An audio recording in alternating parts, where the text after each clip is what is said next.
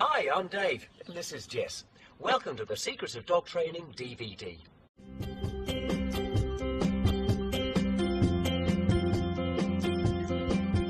Dogs are essentially pack animals that have retained some of their pack instincts despite thousands of years of domestication. One of those retained instincts involves the concept of pack leader. With every pack there is a pack leader, usually a male, although not always, who is obeyed by everyone. The pack leader is also known as the alpha dog, and it makes the decisions for the whole pack. In the wild, the alpha dog will be in prime physical condition compared to the rest of the pack, as he or she will get to eat first and eat the best portions of any food that the pack may have caught. The alpha dog will also get to sleep at the highest vantage point, so that it can keep a lookout over the pack's territory and the surrounding area. Although alerting the pack to danger and being aggressive to strangers is a role that all dogs fulfill.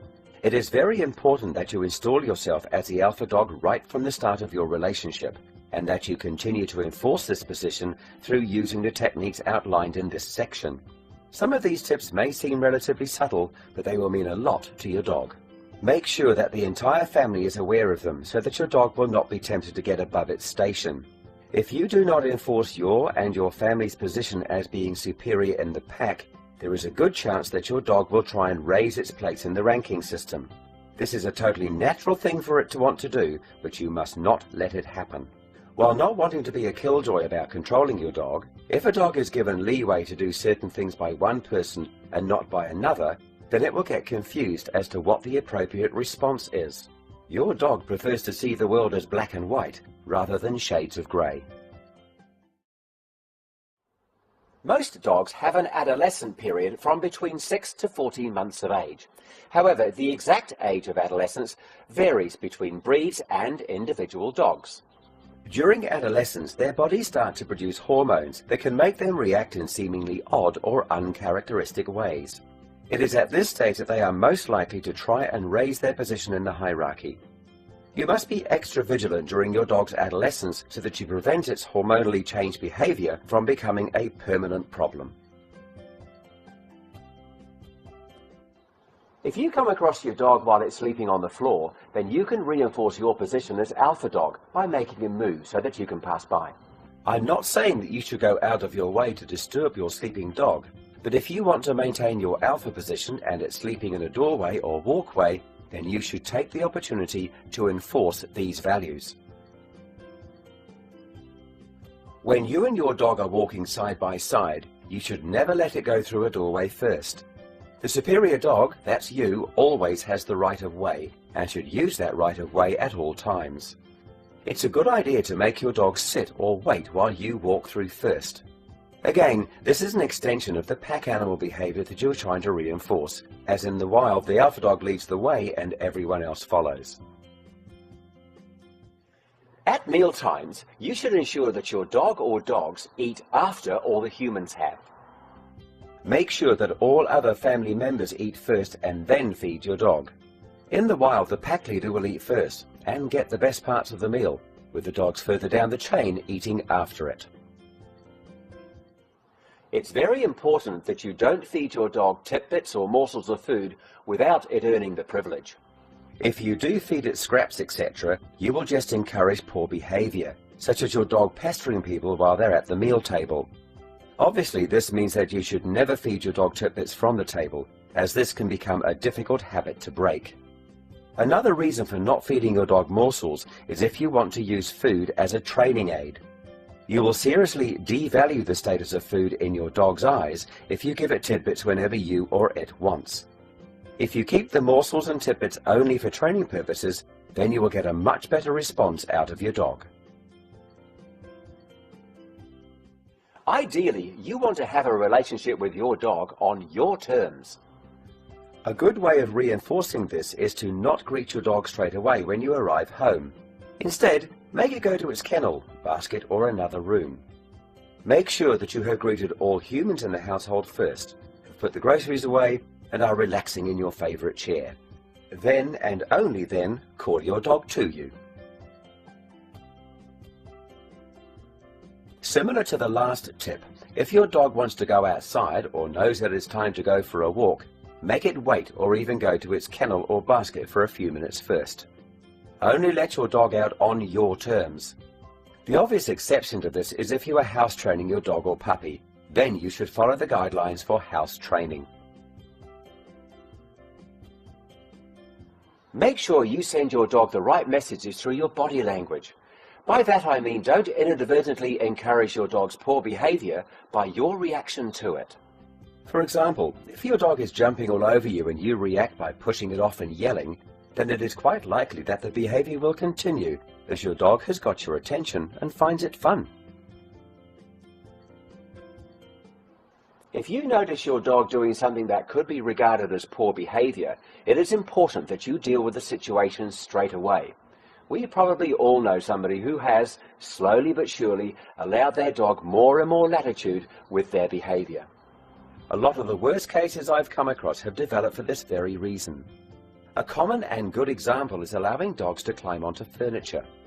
As soon as you slacken off and let your dog onto the furniture uninvited, it will become confused as to why you are now telling it off for something that was okay last time. Your dog should obey any command you give it within 2 or 3 seconds, and if it doesn't, it means that it's either ignoring you, which means your position as alpha dog is under threat, or it doesn't understand what the command means and requires further training. To prevent this from happening, use the alarm no command method. This method has 3 steps that you take when your dog does not respond as you wish. Firstly, use something to alarm your dog, such as a squirt from a water pistol or shaking a pebble-filled can. Make sure that you do this while the dog is in the act of misbehaving or ignoring you. At the same time, say aloud no or bad or utter a sharp growling sound. Use a stern voice so that the dog recognizes the difference in tone from your normal voice. It is important that the voice correction is sincere and that the delivery is consistent, so that the dog associates the harsh words or growl with stopping the behavior. Then redirect your dog with the command. Remember that when you issue a command, you should be in a position to make sure that your dog physically does what you ask. If your dog's obedience skills are razor sharp, then you greatly decrease the risk of having dominance problems. Make sure that you keep at it, and at the very least throw in a few commands whenever you take your dog for a walk. Teach your dog the following commands as a minimum. They are particularly good for reinforcing your position as the person to be listened to. Sit and stay. Sit. Down and stay. Down. Heel. Heel. Wait. Wait. Once you have taught your dog these commands, make sure you use them on a regular basis. This way, your authority is reinforced with each command that you give.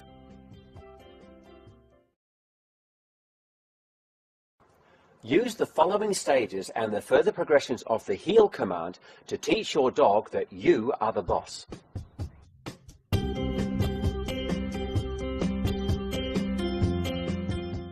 The first stage of teaching your dog to heel is to prevent it from pulling on the leash at all. You will need to have the collar and leash on your dog. Stand next to and to the right of your dog so that you are both facing in the same direction and the dog is sitting on your left. Start walking forward slowly in a straight line, leading with your left leg. As soon as your dog takes off and starts pulling on the leash, stand still and pull the leash back towards you. Do not drag your dog back towards you. All you need to do is halt its progress. Wait until your dog stops, praise it, and then continue walking. No command needs to be given at this stage, as you are just trying to teach your dog good manners so that it can more easily understand the heel command when the time comes to teach that fully. You should get noticeable results within a few minutes. As always, reinforcing the behavior is the key. With regular sessions, you should notice a dramatic improvement in your dog's leash work. The next phase of teaching your dog not to pull on the leash is to get it used to you changing direction. Remember to always lead with your left leg, as this gives a visual signal to your dog that you want it to come with you. Start with the leashed dog in the sit position as before. Walk slowly in a straight line. If your dog starts pulling on the leash, then stop and snap the leash. Turn around and walk in the opposite direction. Praise your dog when it walks beside you without pulling on the leash. This teaching process should continue for 4 days with 3 sessions per day lasting 15 minutes each. The idea behind this method is that you want to teach your dog to respond to your movements and that there is no forward position that your dog can lead you to. The dog will soon realize that you are changing direction and will watch for your movement before it starts its own. It is important that you do not yank on the leash too hard, as you want the dog to respond to your movements and not when you tug on the leash. But once you've mastered that, here are some more advanced exercises to try. Walk in a straight line for 20 yards, turn to your right and walk for another 20 yards. Keep doing this so that you end up walking around a 20-yard square. Walk again, but turn to your left instead of your right. Then you can try walking a zigzag course between obstacles, such as a tree line or buildings. Most people who own more than one dog have problems with fighting between their dogs. This can occur when humans try inflicting their way of life on the dogs. For example, when a puppy is old enough or strong enough to want to change the pecking order, a tussle usually occurs, and the issue is resolved immediately. However, if humans become involved, they usually side with the older dog, or perhaps their favorite dog, and this can lead to ongoing frustration and anger between the dogs. This maintenance program is like servicing your car. If you do it properly, then your chances of having problems in the future diminishes greatly.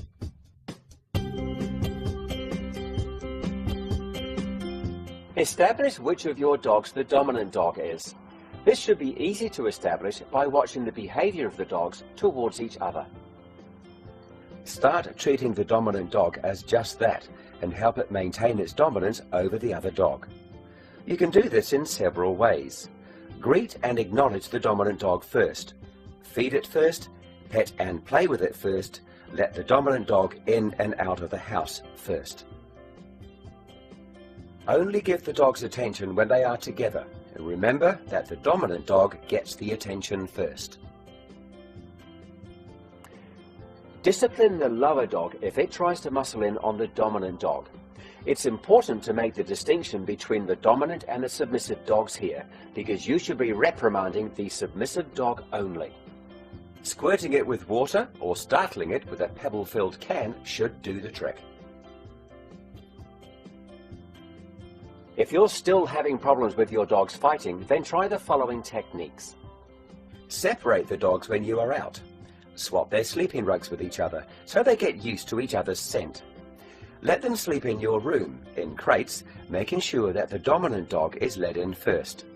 Similarly, leave the dominant dog out first in the morning.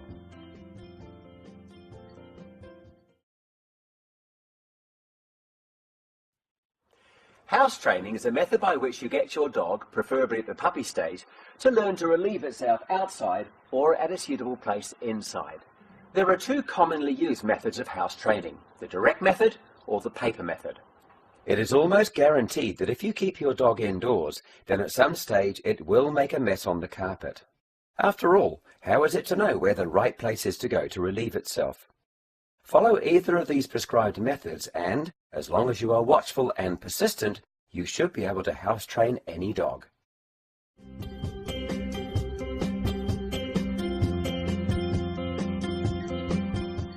The objective of the direct method is to let your dog associate relieving itself outside with your praise. Use the following technique to teach your dog this method. After your dog has eaten, take it outside straight away.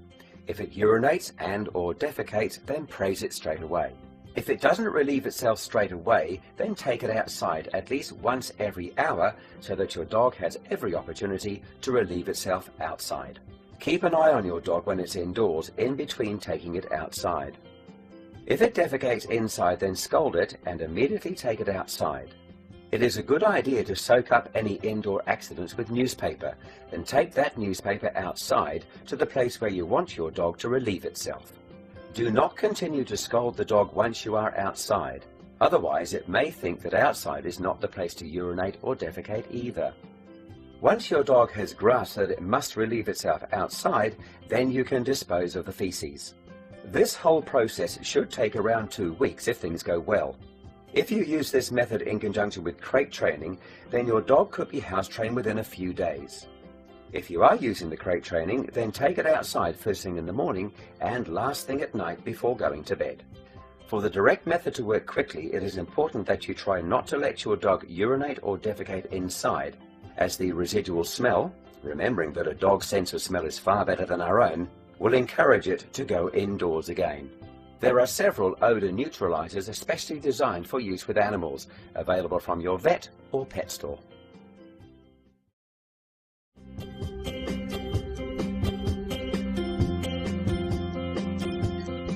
The paper method of house training will be required in circumstances where you will not be able to let your dog outside easily.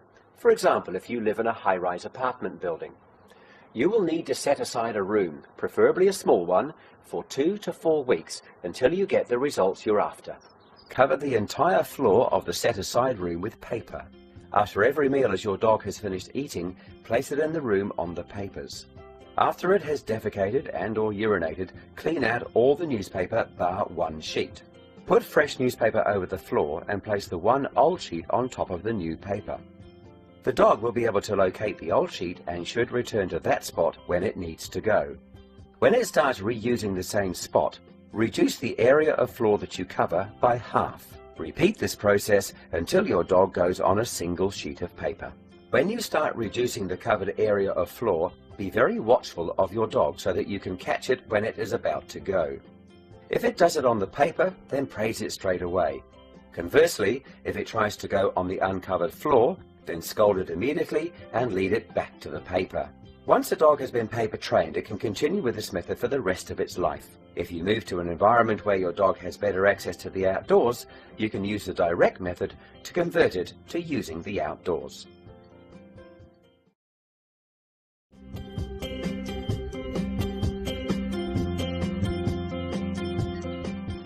Here are the key tips or techniques to helping with your house training or rehouse training. Use this information in association with either the direct or paper method to guarantee results.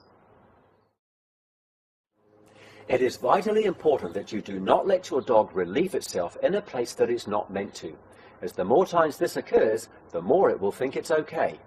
This means that good observation on your part is essential to preventing accidents happening. To help with supervision, loosely tie your dog's leash to you so that you know where it is at all times in the house. You may of course tie it to the coffee table if you're watching television, say. But remember not to leave it tethered when you are not supervising it, as your dog may run the risk of choking. It's very important that you carefully regulate your dog's food and water intake. That way you'll be able to watch your dog more closely for the hour or so after feeding, so that you can catch it in the act. Most dogs will want to relieve themselves within 15 minutes of eating. They are also more likely to go when they wake up, before bed, and after playing or car rides. You probably feed your dog twice a day. Leave the food out for 20 minutes and, if it is not eaten, then remove it. The idea behind this is to train dogs to eat their food in one sitting, and gives you a better idea of when they are likely to want to go. Also, do not feed your dog just before bedtime, as this is asking for trouble. It is important that when your dog does relieve itself in the correct place, that you praise it. Let it know just how pleased you are that it has done the right thing, as this positive reinforcement is the best way for your dog to make the association that it has relieved itself in the correct place. When you see your dog about to relieve itself, it can be a good idea to use a command such as hurry up, so that your dog can form the association between your command and its actions. After a while you will be able to say the command and your dog will know that it's time for it to do its business. It is important that you learn how long your dog can hold on before it has to go after a meal. Now this is breed dependent, so observation is your best bet. If for whatever reason you have to leave your dog inside and by itself, then make sure that it has a defined space to stay in. Do not let it have the full reign of the house, as this is a recipe for disaster, or at the very least, a soiled carpet. The best way is to confine it in one room, preferably the one that has its crate, kennel, or basket in. When you let your dog outside to do its business, make sure that you go with it.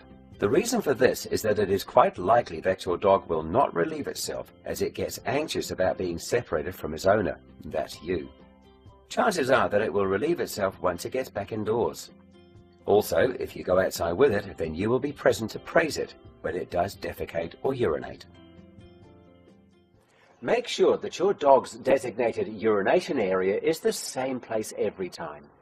Do not move around the piddle pad, paper, or whatever relieving place that you are using. You want to make it as easy as possible for your dog to form the association between its spot and where it should relieve itself. It will take quite a period of time for your dog to fully grasp that it must go in its designated area. Your dog may still be leaving the occasional present for you when it's 6 or 12 months old. Hence, you must be realistic about your dog's progress, meaning that you will need to be vigilant and patient. Because small dogs have a small stomach and small bladder, they may need to relieve themselves up to 10 times a day. So if you own smaller dogs, be aware that they may need to go more often. You should prevent your dog from defecating or urinating where other dogs have done their business to reduce the chance of infection from other dogs' waste.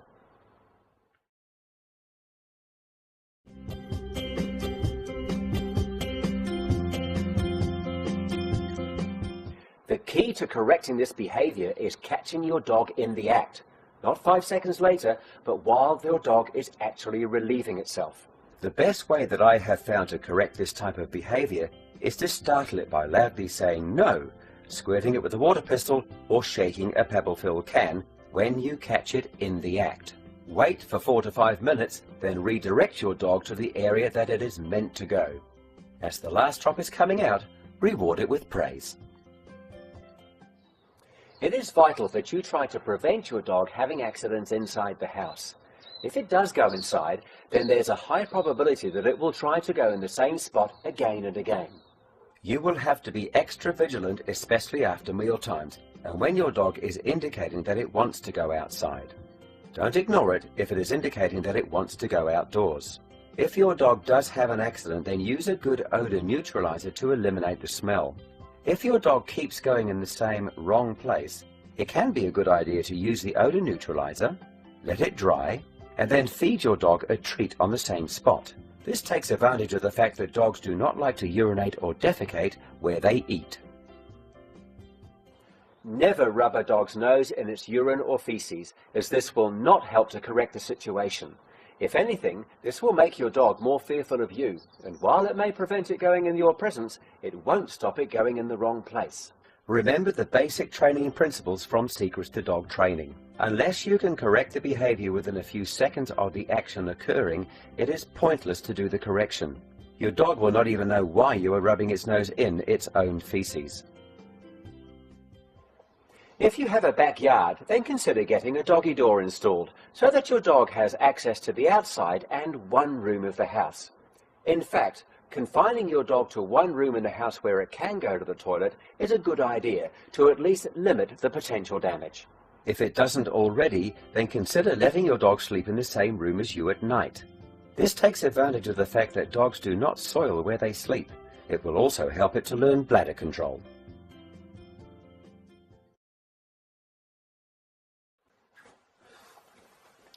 Crate training is an effective method used by many dog owners to house train their pets, as well as keep them safe from potential dangers around the home. All good pet stores should be able to offer advice with regards to the best size and type of crate for your dog, depending on breed, size and age. Your dog should be encouraged to think of its crate as a safe area, somewhere that it can go to get some rest or some peace and quiet. You should therefore make the crate as comfortable as possible for your dog, putting in some toys and perhaps a comfort blanket to put it at ease.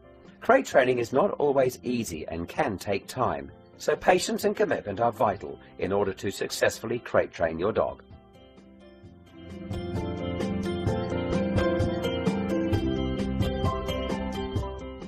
I would recommend either a wire cage or a plastic crate with a wire grate door. Here are some factors that should be taken into account. The first consideration is the size of the crate or cage. Remember, your dog will grow, and it may be better for it to grow into a larger crate than out of a smaller one. You should ensure that there is enough room for a mature dog to maneuver around and have a few inches of headspace. A plastic crate is easier to clean. Lining the crate or cage with newspaper or old sheets and blankets will make your dog's home more comfortable and make cleaning easier. The crate or cage that you buy should have a secure catch so that if you wish, your dog can be restricted to its own space and not allowed free rein of the house or a particular room. If your dog is easily frightened or of a nervous disposition, then a wire crate gives your dog the best view of its surroundings. However, the wire grill can frighten some dogs, and in these cases, a plastic crate would be more appropriate. The plastic crate is a good option if you are traveling with your dog, especially as it is a requirement on aircraft. Remember to remove your dog's collar and leash before putting it in its crate or cage.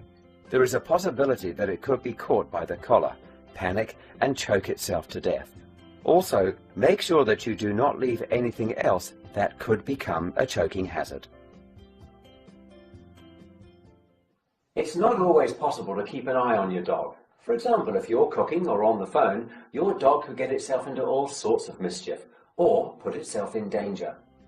This is a good time to put it in its crate, where it can have a rest, play with its toys, and generally chill out whilst you get on with what you have to do.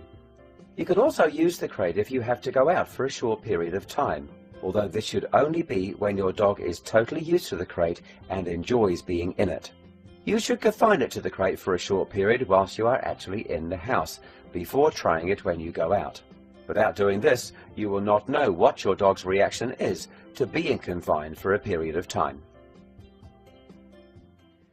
Remember, your dog is unlikely to soil its own rest or play area, so the crate is a good place to teach your dog to hold on until you take it to its designated area to do its business. This will teach it control of its bodily functions and reinforce the fact that it should only do its business in a designated place. Be careful not to let your dog go for too long in the crate, as it may need to go to the toilet, and if it is not let out, will be able to do little else but go in the crate. And once this has happened, you could find that it starts to do this more and more, and it may become a hard habit to break. The best way to get your dog used to the crate is to use positive association. Get it to associate the crate with treats, toys, or food. It's a good idea to put its food near to the crate or just inside. As your dog gets more and more used to its crate, you can push the food bowl further and further back until it is readily eating its meals right at the back of the crate. Likewise, when your dog gets into the crate, reward it with a treat, as this will help it to associate the crate with tasty treats. Shutting the door of the crate should be done gradually. You should close it just while it is busy eating at first, and then leave it closed for longer and longer periods, so that your dog is comfortably staying in the crate after its meal without getting anxious or frightened. Never try to rush crate training, otherwise you will make things more difficult for you and your pet. It can take your dog a while to get used to the crate, so be patient and understanding. The crate is not meant to be a place where your dog spends all of its time. Having a dog is pointless if you are going to put it in a crate all day whilst you work, all evening whilst you have dinner and get the house tidied, and all night whilst you sleep. The crate should be used as and when you need it, not as a permanent measure to keep the dog from under your feet. When you're using a crate for your puppy, remember that it will need to relieve itself quite often. You should let it out and take it to its designated area around once hourly to avoid accidents inside the crate. Make sure that you take your dog's collar off before you put it in the crate, otherwise you may cause a choking hazard. Your dog should see the crate as a safe area, a place of its own. Therefore, aim to make it as comfortable as possible, with toys, blankets, and anything else that will make the dog feel more at home. In addition, remember your dog always needs access to fresh water, so make sure that this is provided. Never send your dog to the crate as a form of punishment. Also, you should make sure that it cannot be harassed by anyone while it's in the crate. Remember, you want this crate to seem like a safe haven. You will have a much better chance of getting your dog to successfully use a crate if it's brand new. A second-hand crate will still have the residual smell of its previous occupier, which your dog will probably not like.